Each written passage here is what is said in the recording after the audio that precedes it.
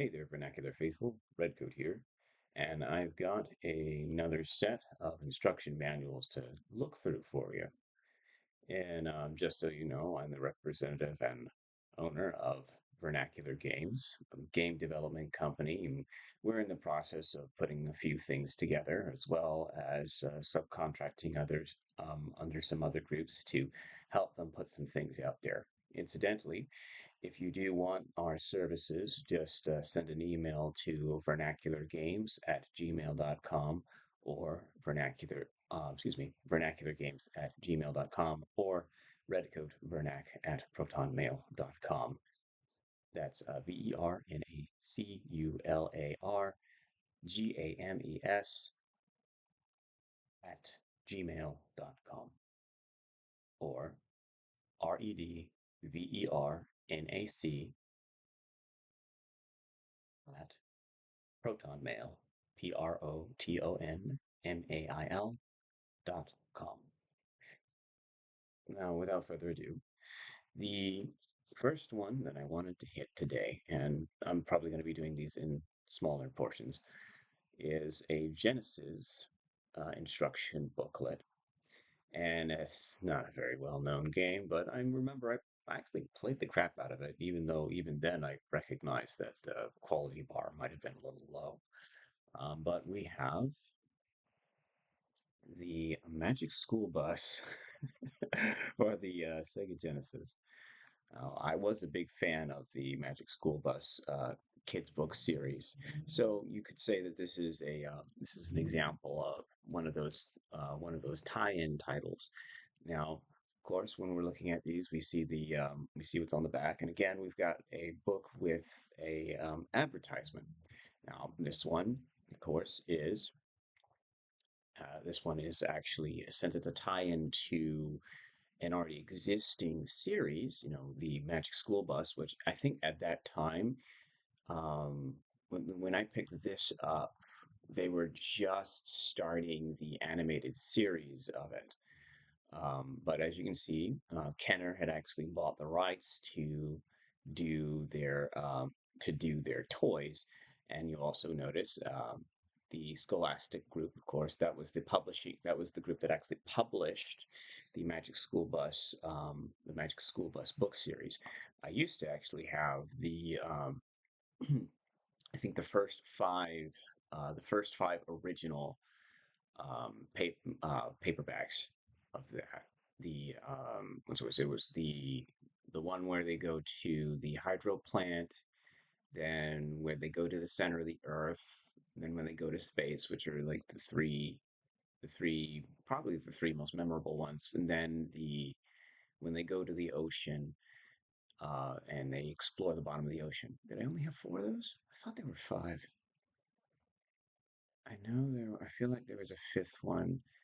Oh yes, and when they go inside the body, when they go inside Arnold, and Arnold has a has a terrible time. Um, but yeah, so those books. So of course, as a kid who was kind of interested in things, I'm like, sure. I mean, Bro's got a Genesis because I owned this SNES, but Bro's got a Genesis, so let's pick this thing up. So immediately, one of the things you'll note here, and you'll find this across most Genesis instruction manuals. They were made on the cheap, and so they're black and white, no real color here. And that said, they did do something like what Nintendo does, where they've got that Sega seal right down at the bottom, that seal of quality. Let's see here. Let's see if we can't get this guy to actually. Can you see it? One of these days, I'm actually gonna look into getting an actual camera that I can control the focus on, because that will make this a lot easier. But I digress. Let's go ahead and open this guy up. I'm gonna move the other guys out of the way.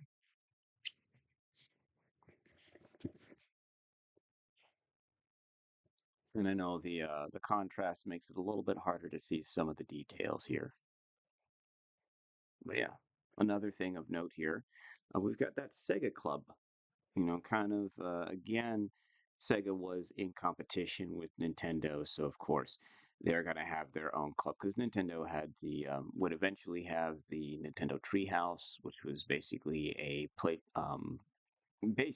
playtesting club over in Japan, but a number of other things. And so, Sega ostensibly not doing what Nintendo don't, but doing what Nintendo do. But yeah, fairly standard stuff. The all of the warnings, if you're prone to epilepsy or other stuff,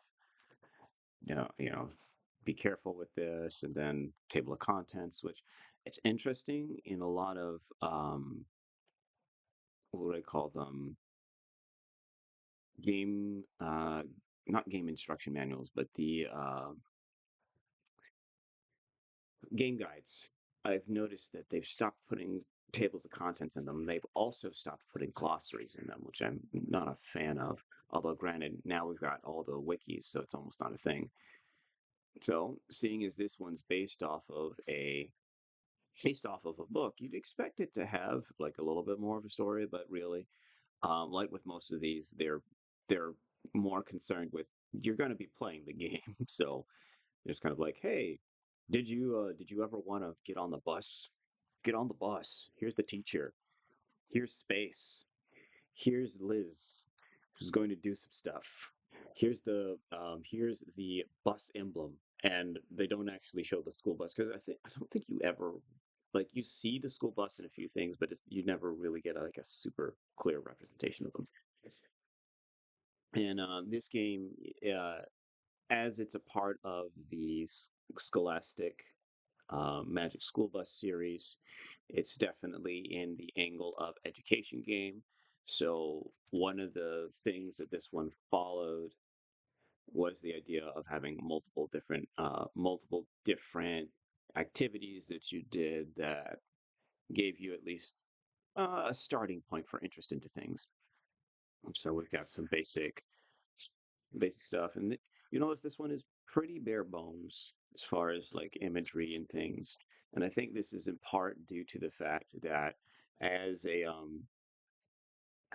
licensed game, they weren't the original artists involved in the Magic School Bus, so they didn't necessarily have access to a bunch of different imageries that they could just pepper out throughout the thing, as you saw in the uh, as you saw in the Mario All Stars, like because that was a mainline thing, they had access to all of their internal art, so they could actually make this thing look pretty interesting. I mean, even I don't know if I still have the manual for it, but even Sonic the Hedgehog 2 being a mainline Sega title, since they had that, they had access to a bunch of the different arts that they could put on the inside.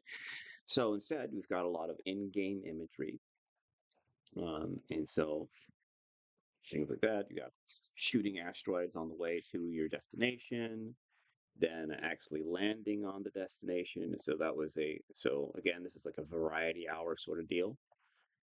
So it's like first you blow up some asteroids, then you land, then you are, I think it's because you actually have to find the landing spot. That's right. Uh, and then moonwalking, which I think that was actually my favorite part of the game. Actually, was moonwalking. Um, and then a bunch of this just kind of talking about stuff, and then again, a lot of in-game imagery from the title here, all in black and white, which means if you're going to get the most out of it, you got to play it. They tell you where everywhere you go. I mean, you hit all the planets in the solar system, and all that jazz. Gives you a little bit of information here and there, and then again, following the educational game mold, we have the various variety hour things. So like you got a shuffle game, you got the matching pairs title, and then a reward round such as more blowing up asteroids, and then a couple of other things like again, it's like the orbiter thing, which I think that was kind of fun to play a little bit. You throw things at the sun and you hope that the sun doesn't eat them. You want them to get into orbit rather than just fly out into the middle of space. And then, of course, utilizing an old school. Um, oh, I'm trying to remember the name of the thing, but the bar and bar and breakers deal, and of course, password system.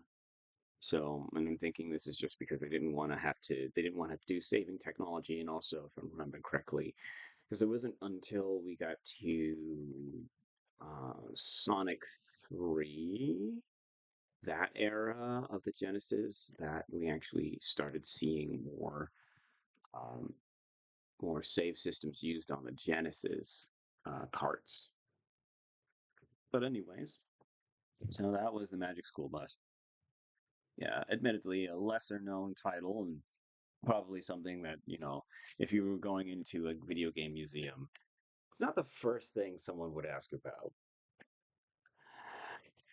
But I had the book, so I basically reached in, grabbed a random thing, like, okay, we'll look at this one. So that was the instruction manual for the Magic School Bus. And we saw a number of the general design paradigms that they followed for the Genesis instruction manuals. And one of the things that is of note is because it was a tie-in game, just didn't have much art peppered around the thing. It was all in-game screenshots. And actually, the first part of the book was just kind of barren, frankly, just like a lot of words. um, but yeah, so that's the gist of that one. And I think one of the other things of note here, because they didn't have the access to the art, like you'll notice, I didn't focus all that much time on actually reading the controls because there just wasn't any interest there. It was just words. And that's something I think that is something that is going to come up as we go into more and more of these instruction manuals. Just that little pattern there. At any rate, that was the Magic School Bus. The Magic School Bus. But anyway, this has been Redco. Vernacular games. And again, if you are interested in working with us on either developing a design or possibly building a title, definitely just give us an email at vernaculargames@gmail.com or redcoatvernac@protonmail.com. And we'll set up a session, just 30 minutes just to talk and see if we're a good fit and go from there. Thank you for your time, and I hope that you have a wonderful day. Play the games you want to play, boyos.